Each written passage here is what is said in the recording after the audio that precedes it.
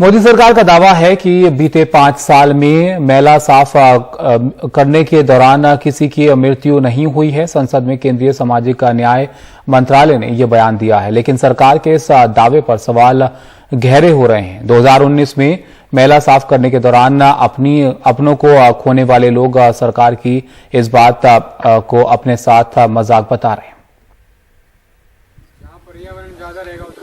मुंबई से सटे मीरा भाईंदर के एक शौचालय के ऊपर अमन बादल का परिवार रहता है। 10 मई 2019 को 21 वर्षीय अमन ठाणे की एक निजी सोसाइटी में सीवर की सफाई करने गए थे। उसी दौरान जहरीली गैस की वजह से उनकी जान चली गई। मृत्यु के बाद सरकार ने अमन के परिवार के लिए 10 लाख रुपए के मुआवजे और नौकरी का ऐलान किया था, लेकिन आज तक कुछ नहीं हुआ। जब अमन की मृत्यु हुई, उनका बेटा 2 साल का था।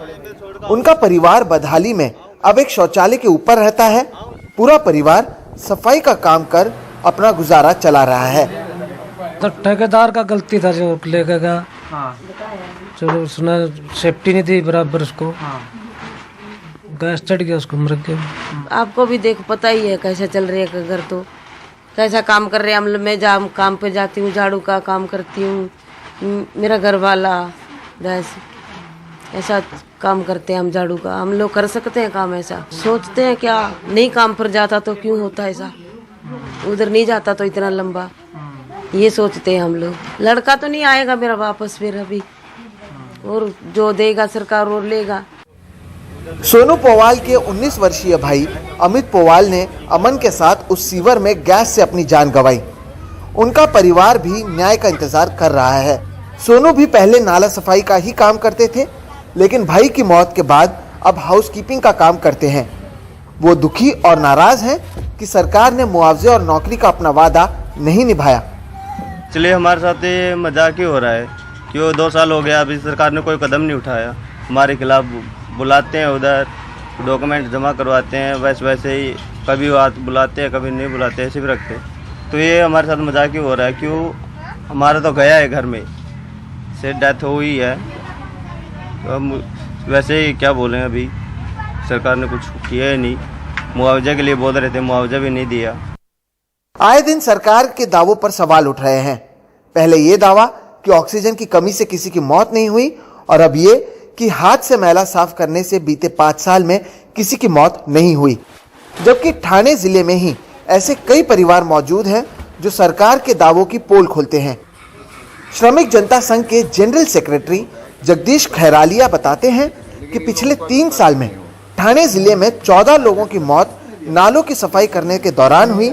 इसके लिए सरकार ने 10-10 लाख रुपए के मुआवजे का ऐलान किया, लेकिन कई लोगों को यह मुआवजा दिया ही नहीं गया। पिछले 3-4 साल में 14 लोग ठाणे जिले में जो मरे, उनकी लिस्ट अगर आप पढ़ेंगे तो आपको पता चलेगा कि उनके लिए कुछ लोगों को 10 लाख का मुआवजा भी दिया गया है और कुछ लोगों को अभी तक मुआवजा नहीं दिया गया है। तो ये लोग मरे नहीं थे, तो इनको कैसे फिर लोकसभा में ये कह रहे हैं कि लोग कोई मरा ही नहीं है। यूपी में हर महीने में एक ना एक घटना ऐसी होती है, दिल्ली में होती है, मुंबई महाराष्ट्र में तो फडणवीस जी मुख्यमंत्री होते समय नागपुर में 3-4 बार ये घटनाएं हुई हैं, बम्बई में हुई है, ये सिडको के क्षेत्र में डोंबिवली में घटना हुई है, मुंबई में खुद हुई है। तो ये सब घटनाएं जो हो रही है, इसका मतलब ये अपने आप को विदेशों के सामने अपने आप को जरा क्लियर दिखाना चाहते हैं, और ये जो मेहतर समाज इस गंदगी में डूबा हुआ है उसके तरफ से लोगों का नज़र हटाना चाहते हैं। अमन का पूरा परिवार भाईंदर में इस शौचालय के ऊपर रहने को मजबूर है। 2 साल पहले इस पूरे परिवार पर दुखों का पहाड़ टूट पड़ा। सरकार की ओर से कई वादे किए गए थे जो पूरा नहीं हुआ, और 2 साल बाद अब सरकार तो अमन की मौत को भी मानने को तैयार नहीं है।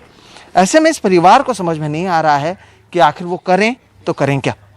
मुंबई से कैमरा पर्सन संजय मंडल के साथ सोहित मिश्रा, एनडीटीवी इंडिया।